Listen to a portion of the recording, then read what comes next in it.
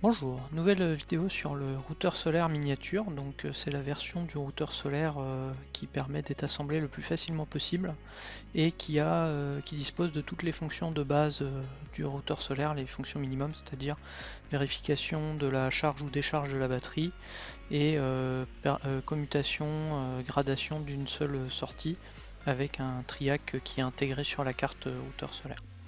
Elle se base autour d'un ESP32, donc d'une carte ESP32 VMOS qui a toujours normalement le même schéma de branchement et qui coûte relativement peu cher. Voilà. Donc suite à la création d'une première carte miniature que l'on a testé et assemblée, on s'est rendu compte qu'il y avait des petits soucis sur certains composants au niveau de l'assemblage et on a refait une nouvelle version en plaçant des composants d'une autre manière et en changeant les connecteurs qui n'étaient plus disponibles chez JLC PCB. Donc on a mis des nouveaux connecteurs beaucoup plus sécurisés sur cette carte là. Donc voici le PCB de la carte, avec de nouveaux connecteurs en fait pour la phase et le neutre. On a aussi modifié de l'alimentation 5 volts où on a prévu la possibilité de mettre deux modules, donc le HI-Link 5 volts, donc le HLK PM01 qui est de 600 mA, et on peut aussi mettre un HLK 5M05 qui est un module 5 volts mais de 1 A, un tout petit peu plus gros.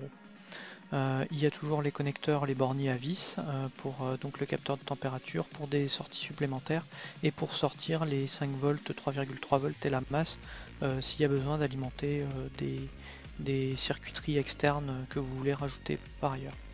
Ici il y a le connecteur pour relier la pince DC, donc c'est une pince qui va permettre de dire au routeur en fait si la batterie est en train de charger ou en train de se décharger. Et ici, il y a le connecteur à vis pour récupérer la tension de la batterie, donc pour indiquer au routeur solaire si votre batterie est pleine ou si elle n'est pas encore finie de charger. Voilà. Et ici, il y aura la carte VMOS voilà, qui s'insérera sur des connecteurs à broche embrochables. On vous déconseille de la souder directement sur la carte routeur, ça permet de pouvoir la changer en cas de problème si vous briquez le SP32 ou si vous faites un court-circuit ou que vous grillez une GPIO, c'est toujours plus facile de changer une carte qui est embrochée qu'une carte qui est soudée. Ici il y a le triac et ici il y a un fusible en fait pour protéger la partie alimentation et la partie zéro crossing. Ici, il y a un radiateur qui est représenté de façon purement schématique. Normalement, le radiateur de LCSC peut refroidir le triac pour des puissances de 1000 watts à 1500 watts. Au-delà de 1500 watts, par exemple pour des chauffe-eau de 2000 watts, 3000 watts ou 4000 watts, il faudra prévoir un radiateur beaucoup plus important. Voici à quoi ressemble la carte en vue 3D. Donc là je me suis mis du côté où il y a les composants qui seront assemblés par JLC PCB. Il faut faire bien attention que sur les pistes qui sont exposées ici en cuivre, il faudra rajouter de l'étain. Donc remettre fondre une épaisseur d'étain pour épaissir les pistes, faire un petit dôme, histoire de pouvoir faire passer plus d'ampères sur les pistes. Donc pour des charges de 1000 watts, normalement les pistes suffisent, mais si vous commandez des charges de 1500 jusqu'à 4000 watts, il faudra vraiment épaissir les pistes pour que l'ampérage puisse passer de façon convenable et qu'il n'y ait pas d'échauffement ou que ça prenne pas feu. Voilà. Il y a aussi une solution, c'est de souder aussi des barres de cuivre par-dessus les pistes, voilà, histoire d'épaissir, comme je dis, les traces. Donc en finale, la carte sera verte, voilà, ça donnera ça avec la sérigraphie, et de l'autre côté, voilà, vous aurez cette sérigraphie là, et les composants seront déjà assemblés par JLC PCB. Alors pour réaliser l'assemblage automatique des composants de surface par JLC PCB, il va falloir trois fichiers. Il va falloir donc la liste des composants, donc ce qu'on appelle le BOM. Il faudra le fichier Gerber, donc ça va être les différentes couches du circuit intégré, côté cuivre, côté composant, la sérigraphie et les plans de perçage. Et il faudra aussi pour l'assemblage des composants CMS le fichier de pick and place, donc ce qu'on appelle le pick and place file. Ce fichier là, donc j'ai déjà exporté ces 3 fichiers, et pour le dernier, le pick and place, il y aura des composants à corriger qui ne seront pas dans le bon sens, et on verra par la suite. Donc on se rend chez JLC PCB, donc je vous invite à créer un compte, et ensuite donc vous importez votre fichier Gerber à l'aide du bouton. Voilà, et le fichier Gerber, c'est une archive zip donc, qui aura été sauvegardée précédemment sur EasyEDA. Voilà, donc une fois le Gerber chargé, vous avez les aperçus de la carte, donc côté cuivre et côté composant et côté cuivre. Et donc on va tout laisser par défaut, donc deux épaisseurs, enfin 2 faces de cuivre, donc, double face, 5 cartes c'est le minimum qu'on peut commander. On peut pas faire moins. On laisse les épaisseurs de cartes par défaut, on laisse la couleur vert par défaut, sinon ça prend plus de temps à fabriquer.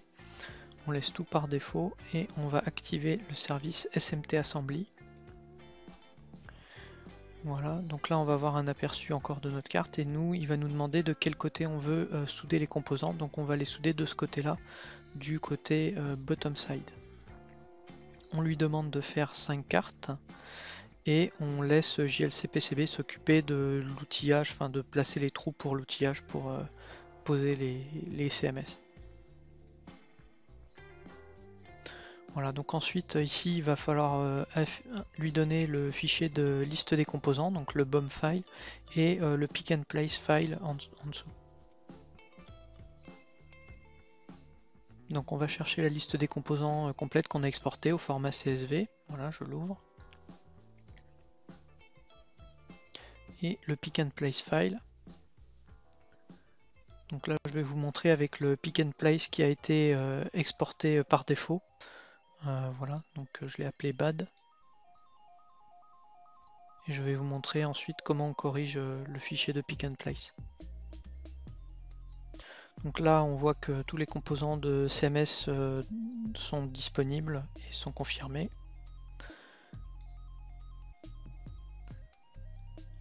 Donc là il nous crée l'aperçu des composants tels qu'ils seront placés par la machine de JLC PCB. Et on remarque qu'il y a des composants qui ne sont pas dans le bon sens, donc ces 3 là et les 2 diodes ici. Je vais zoomer pour que vous voyez mieux. Donc là on voit que les pattes sont pas du bon côté, il va falloir le retourner à 180 degrés. Lui ici le détrompeur devrait être ici, et ici le détrompeur devrait être ici, donc pareil une rotation à 180, une rotation à 180. Pour ce qui est des diodes, on voit que les plus et moins sont inversés, le plus devrait être ici au niveau de la sérigraphie, là aussi. Pour ce qui est des condensateurs, on vérifie le plus est bien au bon endroit, donc il n'y a pas de souci. Au niveau de la LED, le plus est bien correspondant, et au niveau de l'optotriac, c'est bien correspondant. Donc en fait, on n'aura que 5 composants à retourner, donc ces 3 là et ces 2 là. Donc pour ça, on va reprendre le fichier de pick and place, donc dans Excel. Voilà, je vais essayer d'agrandir un peu pour que vous voyez bien. Donc là, on avait des composants, donc il y avait U16 qui était pas bon, qui était donc à 0. On avait, c'était les diodes, donc D1 et D4, voilà, qui doivent être retournés à 180 degrés pour celle-ci, et celle-ci va falloir la mettre à 90 degrés pour faire un 180 degrés dans l'autre sens. Et on avait un autre composant, voilà, bref. Donc ensuite, je vais vous montrer le fichier corrigé. Voilà, donc le fichier corrigé, donc comme je disais, 190 degrés, l'autre on la retourne à 180. Ici, il y en avait un U16, voilà, qui était à 0 et on le met à 180. Et c'était à peu près tout. Et il y avait le régulateur qui était ici, voilà, le régulateur qui était à 0 et qu'on a mis à 180 degrés, qu'on a retourné complètement. On sauvegarde ces fichiers là. Ensuite, on reprend le fichier corrigé.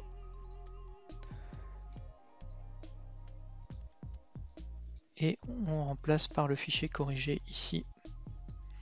De toute manière, enfin ces fichiers là, si vous les refaites pas, je vous les mettrai en description de la vidéo dans un Google Drive ou un autre endroit où je pourrais stocker tous les fichiers. Ils seront peut-être aussi sur le GitHub, sûrement. On recommence. Voilà, il recalcule et on voit bien que les composants étaient remis dans le bon sens. Voilà, donc là les 3 broches du bon côté, ici les détrompeurs au bon endroit et les diodes sont bien remises, les plus correspondent avec les plus. Donc normalement JLC PCB ne vous posera pas de questions au niveau des diodes comme ils avaient pu nous poser auparavant en nous disant on avait un problème, le plus ne correspondait pas et ils nous avaient demandé s'ils devaient les retourner ou pas. Voilà, donc ensuite une fois que c'est bon, on sauvegarde dans le panier.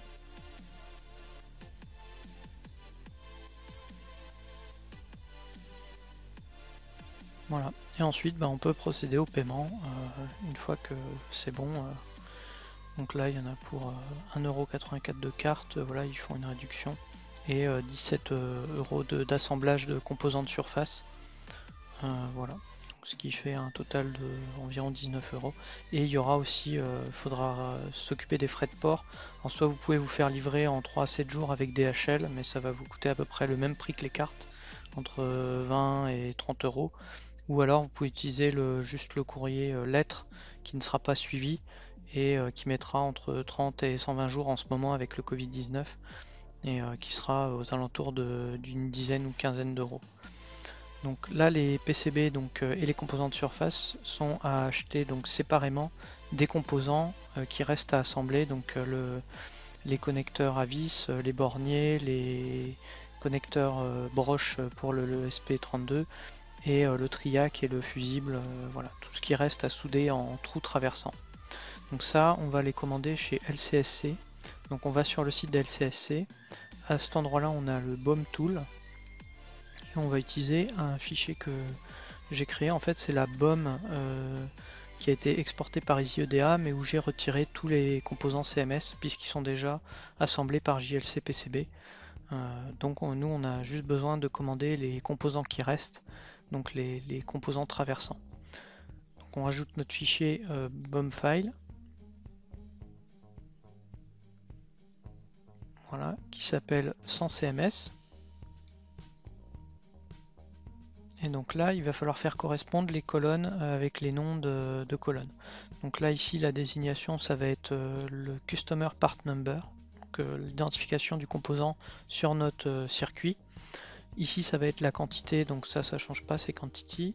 Ça, c'est très important, c'est le numéro de composant chez LCSC, donc ce qui va permettre de pouvoir bien commander le bon composant. Ici, c'est juste une description du composant.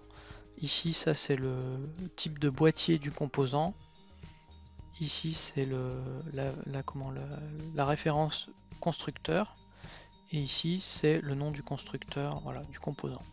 Une fois que toutes ces colonnes-là sont bien identifiées, étiquetées et correspondent, on peut faire suivant. Et à partir de là, on va vérifier si tout est bien en stock. Donc là, tout est bien vert, en stock, en stock, en stock.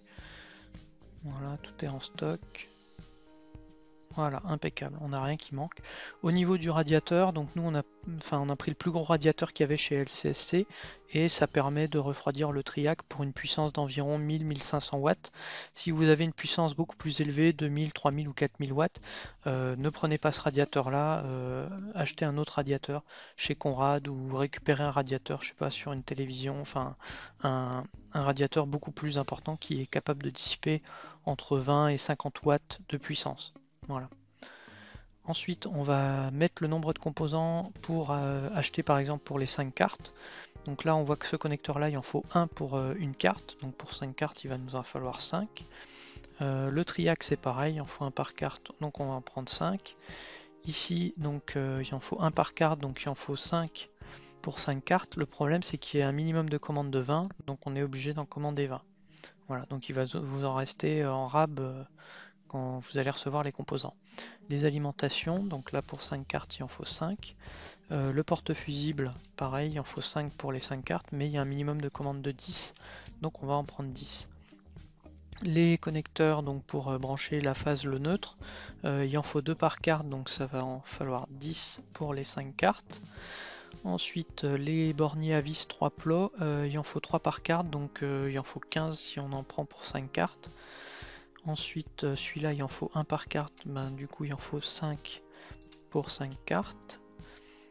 Ici c'est optionnel, c'est un connecteur d'extension supplémentaire, mais bon, pour 5 cartes il en faudra 5, le minimum commande étant de 10, bah, j'en prends 10.